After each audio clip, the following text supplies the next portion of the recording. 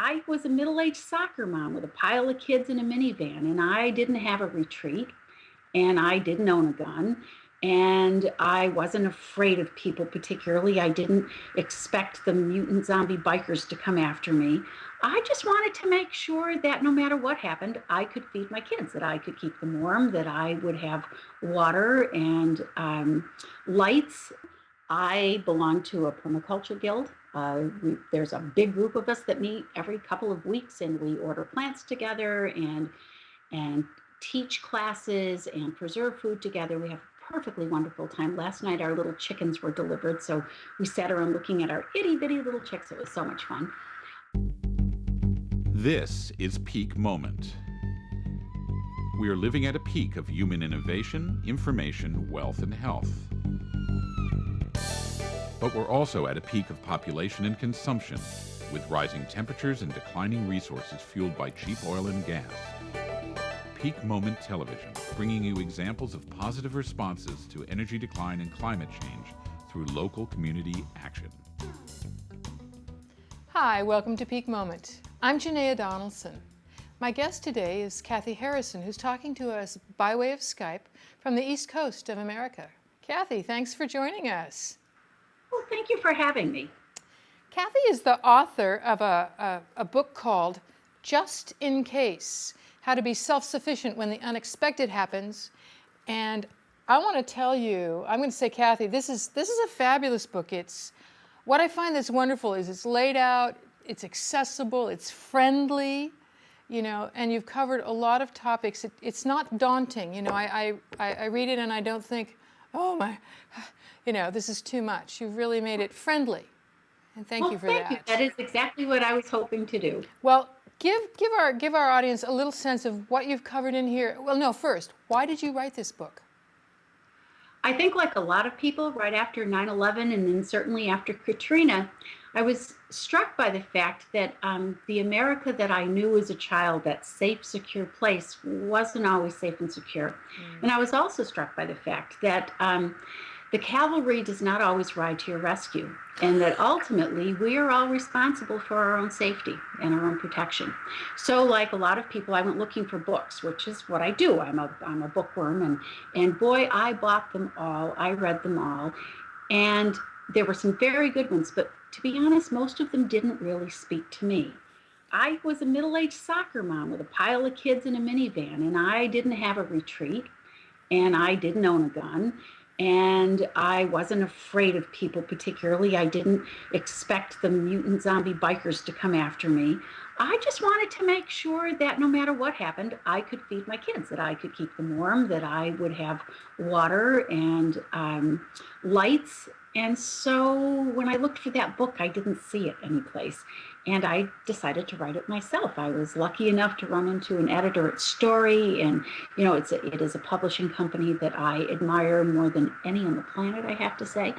And this book kind of grew out of my own need. What was it I was interested in? Well, I was interested in how one acquires this much food. It seems so scary. It does. It seems daunting. Yeah, it seems daunting. So I wrote what I wanted to read.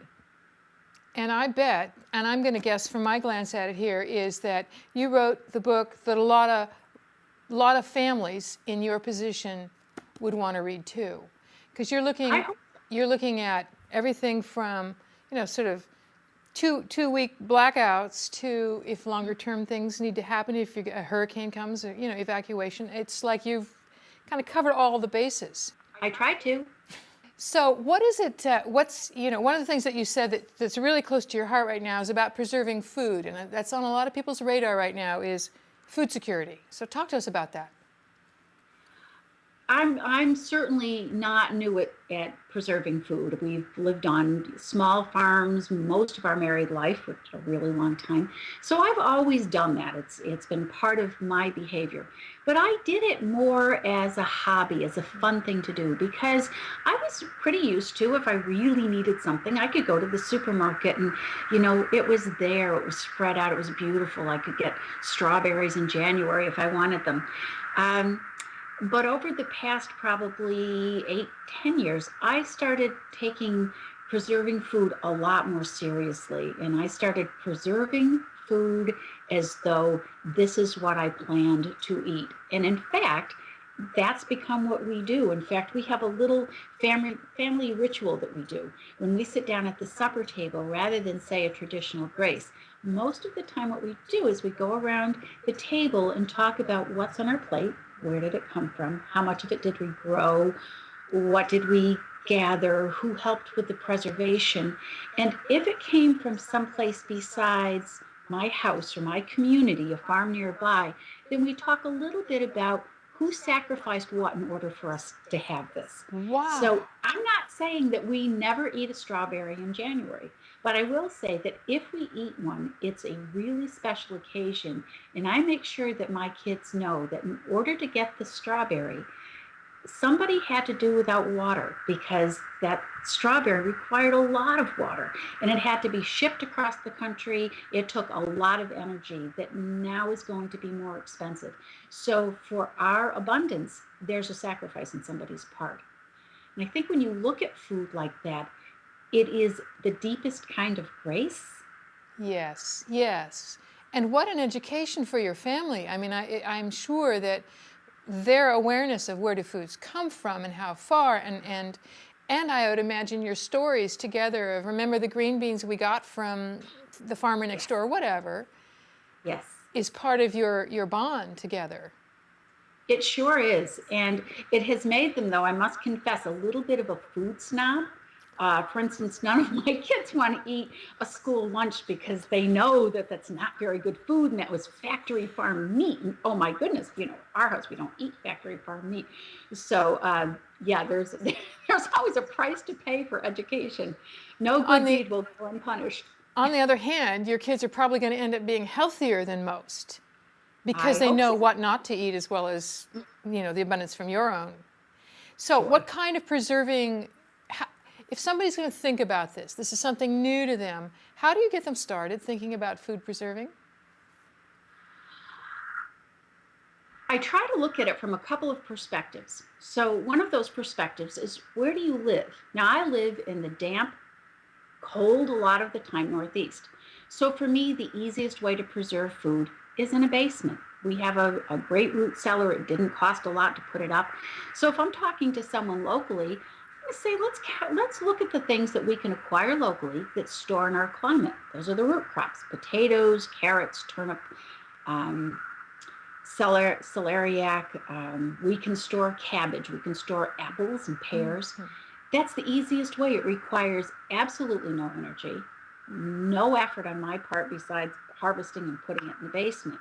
Now, if I lived in New Mexico, I would actually be looking at dehydrating, because the air is hot, it's dry, you've often got that hot, dry breeze, and there you can dehydrate things and not put many calories of energy into that process. Yeah. So that's thing number one is, I'm lazy. Be lazy. Figure out what's the easiest thing you can do. Beyond that, look at what you really like to eat. My family is big on pasta sauces. We eat a lot of tomato sauce. We eat it on pizza, and we use it in tacos and spaghetti, tons of it. So I think, okay, if I'm going to use 3 jars of sauce a week, I need 150 jars of tomato sauce. Now, I don't grow enough tomatoes to make 150 jars of tomato sauce, but last year with the blight, it was a little slow. I probably only got maybe 50 quarts of sauce. The year before was a great year, and I was able to put up 77 jars of sauce. So I think about, okay, what is it that you eat? Because there's really not a lot of point in canning 85 jars of relish. Really, how much relish are you going to eat in the course of the year? So we look at that. Where do you live? What do you like? And what do you have access to? If you have raspberry bushes, let's talk about how the different ways you can preserve them. You can make jelly, you can dry them, you can freeze them, but always at the bottom of any thought process is, how much energy is this going to take? Some things take more than others. I have a big old freezer, but I am aware that freezer uses a lot of I'm energy. going to stop for that second. That thought about energy, which has not tended to be in our thoughts as much, because the cost, energy is whatever. We take it for granted, but it's going to become more expensive. And I'm glad you're thinking in those terms, as well as where do I live and what do I like to eat. Because I'd done canning, and I really didn't think a whole lot about the propane to cook them, and and all of that. It's noticeable. It's noticeable. Fortunately, we've got some outdoor fireplaces that we can use. My husband's job this summer is to build me an outdoor kitchen, so I can do this with wood if I have to. And I have a plan, if that big old freezer, if that becomes impossible for me to use anymore, if it's just too expensive, we'll dig a hole and bury it, and I'll do more root cellaring. That'll be my new root cellar. So I really do think about those things. I tried to dehydrate, with a homemade dehydrator. It was just not successful around here. You simply can't count on the weather. It can be beautiful at 2 o'clock, and at 3 o'clock, a torrential downpour. So, I did buy an electric dehydrator. If I couldn't use it, I'd think of something else. I would think of another way to dry those things that I really like dried. Yeah, what I hear in there is sort of the good old pioneer spirit of improvisation, that you work with what's here, the resources Yes. you have, and go from there. I get it. Where I am in California, where we do have good dry summers and the breeze, the fall rains begin too early for me to be able to dehydrate everything from the season. So I went and put it up on the wood stove up above things so that I had. So we work with what we have, whereas a root cellar is harder for us. Right. You could probably not even do that. You asked an important question, though, and that was about how people get started. And one of the things that matters to me a lot is that people not go into this whole idea of preserving food. Any idea about food, whether acquiring it, preserving it, storing it, eating it, as a solitary endeavor. Women didn't used to do, they did things together, they did things cooperatively, and I think we need to do that again. I would not have wanted to try to use a pressure canner the first time all by myself. I was fortunate to have someone who knew a lot about it, kind of walked me through the process until I was comfortable. So if you don't know how to use it, look around, check out, churches sometimes. You might find women or men sometimes that have used a pressure canner often, and they're totally comfortable with it. I think that is a huge piece. I think about food security as on the community level. And I have a ball doing food with my friends. That's, the most fun is to have a group of friends. We do it together, and then we enjoy a wonderful meal, and you do it with laughter and wine and camaraderie. This is not a chore. This is not drudgery for me. This is fun. That sounds. I mean, that sounds so inviting, right? Let's have a canning party, or cut up the fruit for dehydrating party, and then share it. I imagine, because you always have to take nibbles, when you're cutting. And when we make wine, we always make wine as a group. There are usually 5 or 6 of us, and we gather the ingredients and put it all together, and everybody goes home with their carboy of wine, and it's something we look forward to all year. Dandelion time is a good time of the year for me. Oh, fun. I never curse them. I say, yay, the dandelions are out. Dandelion wine. All right. So one of the starting places for people is, where do they have to grow their own food? How do they get the food that they're going to preserve? Interesting question. I think a whole lot of people assume that if you don't have a giant garden in your backyard, well, food preservation isn't for you.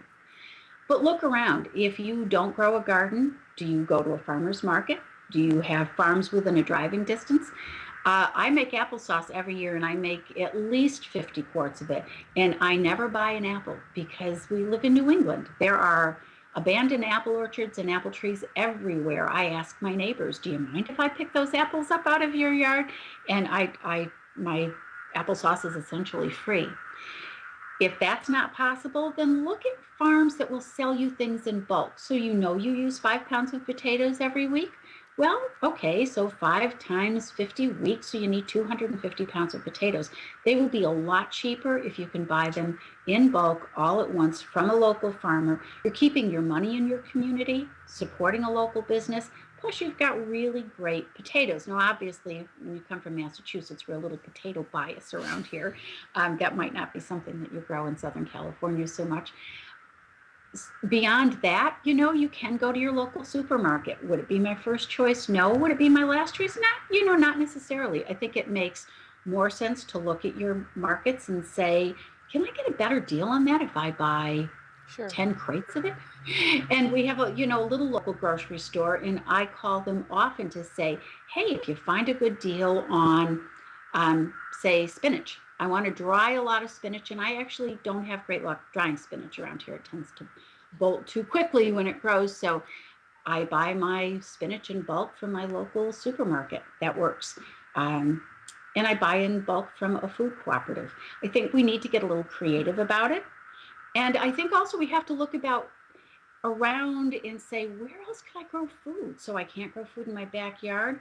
Could my school Yes. be turned into, a little garden? Last year, our PTO put together a project where at the end of the year, the kids planted potatoes, carrots, turnips, and onions. They had a wonderful little garden. When they came back to school in September, they had a big harvest party, dug up all that stuff, and we had a wonderful Fun. vegetable soup dinner. And the kids, really took ownership of that. Oh, What about your yeah. church? I could imagine that, that it's theirs, and so it won't taste the same. It won't taste the same. And all of those kids who helped with that garden ate the vegetables. Look around, even in your yard, if you've got a row of daffodils and they bloom once for 2 weeks, and everybody loves daffodils, but could you replace those maybe with a row of tomato plants, which will be beautiful? I guarantee tomato plants are gorgeous. They smell fabulous. And you can get quite a lot of tomatoes just from a sidewalk. Think about how you landscape. Could you remove those boxwood bushes and put in some blueberry bushes? Just as beautiful, and you'll be eating blueberry pie in January.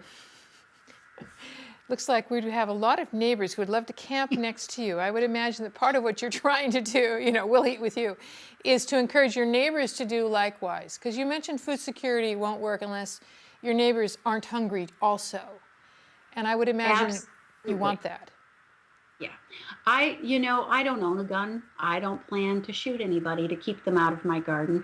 The truth of the matter is, if I was overrun with the mutant zombie bikers, honey, I'm the first person in the stew pot. I'm a middle-aged woman with a pile of kids. What am I realistically going to do? So what do I realistically do? I belong to a permaculture guild. There's a big group of us that meet every couple of weeks, and we order plants together and teach classes and preserve food together. We have a perfectly wonderful time. Last night, our little chickens were delivered, so we sat around looking at our itty bitty little chicks. It was so much fun. And we talk about this. We talk about it at church. We talk about it in our store. We talk about it with our neighbors. We swap plants. So I'm surrounded with people who grow food. And I think that we need to take it seriously, not just because we want to eat, but we have a responsibility to our neighbors. So I'm thinking about, the elderly man who's lost his wife, and he's not eating well. He never cooked a day in his life. Your church can grow tomatoes and put together a canning afternoon, can enough sauce, and once a week deliver them a spaghetti dinner. This is about caring about each other. I think preparedness is not an isolating thing. I think it's an empowering thing. And I think that it's a community thing. You have to be in this together. Our ship is sinking. People may have noticed that things are not going particularly well right now. It is time to hold hands. It is time to hold hands. I think that people are sensing it, even if they're not articulating that the things feel shakier. People seem to be a little more anxious. And I love your image of holding hands and taking care of each other. I mean, that's basic and human. But we've been raised in a culture that says you're not sure you can trust other people. Isn't that true, though? And it is amazingly sad. What a scary and isolating thought that I couldn't trust the people who live next door to me. I've known them for 30 years. I have to trust them. This is my lifeboat. This little town is my lifeboat. And I just couldn't be happy eating knowing that my neighbor was hungry. Wow. And if we duplicate that all over, we'll all be taken care of, won't we? There is plenty to go around. There's plenty to go around. And it's about not having it all, but having enough. And you know what? If I have just enough, not too much, then the guy next door can have enough too. And the woman next door to him and the family down the street. We have enough to go around. Kathy, we have about 7.5 minutes. In that bit of time, are there other tips that you want to give folks who, where do we begin? Certainly you gave us some guidelines, but is that a lot of equipment? What are the concerns that you can help reduce the hurdle for people? Sure. I think that it doesn't do you any good to look at too big a picture at once. Think about 1 week. What do you eat in 1 week? Sort of jot down 7 breakfasts, 7 lunches, 7 suppers, 7 snacks. What would you need to have on hand right now to provide yourself with spaghetti one night and a quiche the next night? Just go over, what do you actually like to eat? And over the next few weeks, put away that 1 week of food. It's got to be stuff that stores. It can't involve, lettuce, which isn't going to store, obviously. And put that in a bin someplace. And you're okay for a week or 2 weeks. Pick whatever amount of time. Then go a little bit longer. And once you get up to a month, you can start thinking about other things.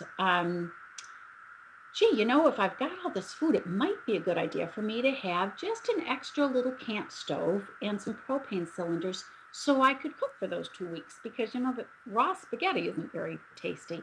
And what would I do about water for those 2 weeks?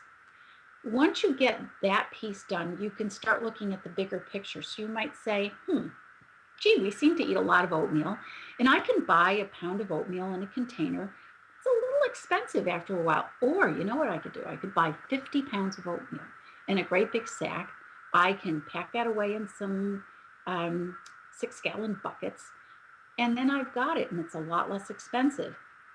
As long as I'm doing that, I might as well put away some brown sugar and some raisins and some powdered milk. And, if I have some orange juice that I can mix up from the powder, I've got breakfast, and it would do me for a couple of months. My kids would have breakfast no matter what. And here's an important piece. Once you start doing that, you need to use the food. I know people who have put food in storage and it sits there gathering dust for years. You know what you put in storage? Eat it. Say, okay, once a week, we're going to have a complete meal from our food storage. So it might be salmon cakes because you stored some canned salmon, and you can do breadcrumbs. You need to take things in bite-sized pieces. Yeah. If you thought for an instant, I have to put away a year's worth of food, how could I afford to do that? So one of the things that I do is I buddy buy if I'm going to the market. And canned pineapple. I actually eat quite a lot of canned pineapple. Everybody likes it. It's reasonably inexpensive. It's got some fiber in it. It's good for you. I will see it on sale and I'll buy a case of canned pineapple. So 1 can goes in the cabinet, the other 11 cans down in the basement. I usually every week pick up a couple of pounds of dried beans. Really cheap.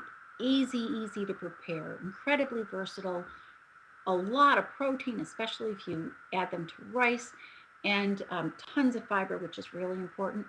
And so once a week, make sure you eat with those dried beans. My goal is to have 150 pounds of dried beans on hand, which I do right now. Wow. But I eat the dried beans.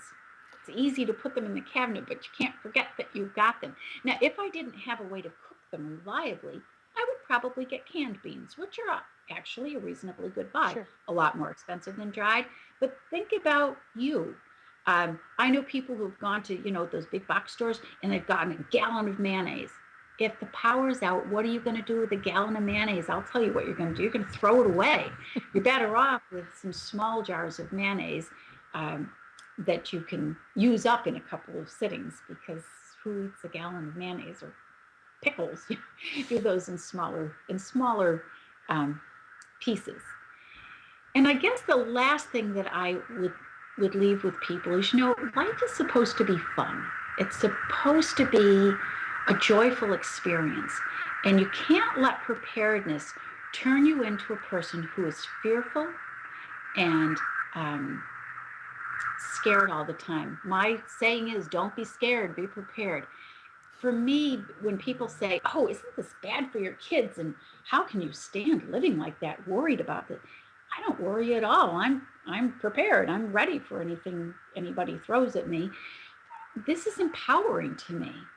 And I have turned it into a joyful experience. And I would hope that you would all do this, that you would look at this as a place that we can do some community building, gain skills, which everybody likes to know how to do something and do it well, and feel that you're prepared. You wouldn't drive your car uninsured, I don't think. I don't think you'd have a house that you didn't insure.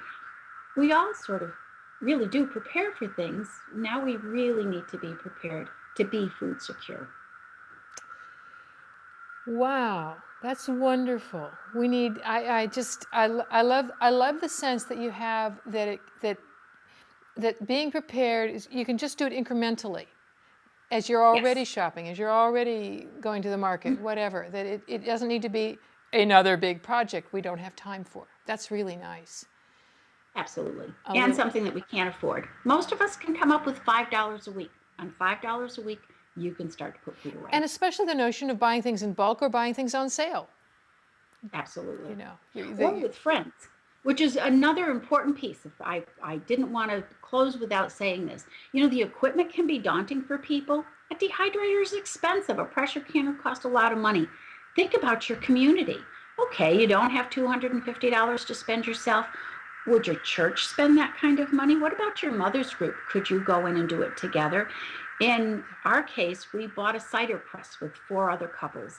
How fun is this? We have cider pressing parties all fall. It really is fun. We share equipment all the time. It takes the financial pressure off of you. It requires fewer resources. Does it make sense for everybody in the neighborhood to have a canner? No, you really only need 2 or 3 canners for a whole neighborhood. So, get creative around that stuff. Think about the groups you already belong to. PTOs, mothers groups, parents groups, family centers, churches, synagogues. That's a Use them. It's a great image. Community and food and taking care of each other. It's like, I'll vote for you for president. Thank you. I don't want to run for president, No, so no, don't no. bother. No, I just assume Don't you want. you can run the world. Thank you. Thank you. This has been a wonderful conversation. Thank you so much for all of the practical tips and your fun. It shows. It really shows Oh, thank here. you. This is great. Yeah, I wish you were my next door neighbor. We could go make some dandelion wine together. You're on. When we get to come to the Okay. East Coast, I will expect to do that. All right. Cheers. Cheers. You're watching Peak Moment, locally reliant living for challenging times. My guest is Kathy Harrison, whose work with food preserving and being prepared for emergencies should be a shining model for all the rest of us. Let's all join her in the fun. Thanks for watching.